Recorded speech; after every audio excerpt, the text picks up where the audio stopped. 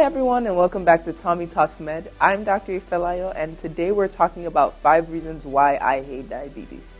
So diabetes is essentially an inability to process sugar, and because you're lacking insulin for one reason or the other, or your cells are not working appropriately, you have an accumulation of sugar in the blood. Today I'm talking about the 5 most drastic consequences of uncontrolled diabetes, at least to me anyway. Number 5, surgical site infections and delayed wound healing. So sugar in the blood damages the blood vessels, which bring nutrition, oxygen to your cells of your body. If you have damaged blood vessels because of diabetes, that process is delayed and very prolonged. So a wound that should take maybe 2 weeks to heal normally would take you 6 or 7 weeks. And sometimes people end up getting taken back to the OR or the operating room for revision surgery because these wounds refuse to heal. Number 4, amputations. So most of us know how this works, but I'm just going to explain a little bit. Sugar in the blood vessels also fries your nerves, and they fry them from the outside in.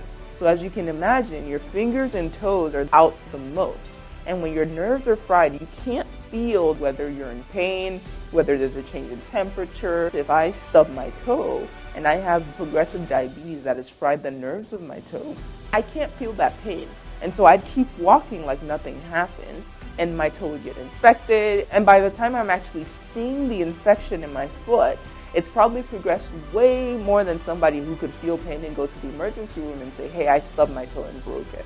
And so that's why when you see people with diabetes that has been on for a long time, they progress and present to the emergency room with subsequently worse infection, worse damage to their extremities than somebody who did not have diabetes.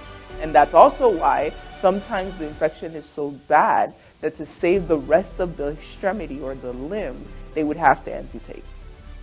Number 3, blindness. Increased sugar in the blood also reaches the blood vessels at the back of the eye. You're not getting the nutrients that you need to those cells that can tell color and light and can perceive the things that are going on around you. And those cells are progressively damaged, which means that you can't see well. Additionally, the nerves in the back of the eye are also fried, like we were talking about earlier. And that means that the connection from the eye to the brain to actually process what you're seeing is also damaged. So both on the ends of you can't see and you can't understand that you are seeing means that you are blind. Number 2, urinary incontinence. So the bladder has muscles and it also has nerves. That's why you can feel the urge to urinate. That's why you can hold your urine if your bladder is not too full. And that's why you get to a point where you can't do anything, you just have to go. Now, all of these things are affected, if you imagine, as the nerves to the bladder are fried, because your bladder can't tell that it's getting progressively fuller and fuller and fuller, and cannot communicate to your brain that, hey, we need to go, we need to use the bathroom right now before we explode. As your bladder becomes more full, like a cup that's overflowing, it overflows. And so what happens is you urinate, but you cannot control it. And so if you imagine that you're now having a weaker bladder and you can't control when you go to the bathroom, that's a recipe for a lot of accidents, as well as UTIs. And number 1, coma.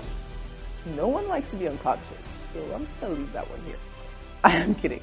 But this can happen when you have too high or too low blood sugar. When you have too low blood sugar, your body doesn't have the oxygen, the nutrients that it needs to be able to sustain its function, and somebody goes into a coma. When you have too high blood sugar sometimes, what happens is your body can't process it correctly, like we talked about at the beginning, and so it looks to other sources for energy. And those sources end up creating acids that the brain can't really tolerate very well. And for that reason, it leads to the same thing. You can't process things in the way you normally would. You don't have the right nutrients, and so the brain slips into a coma.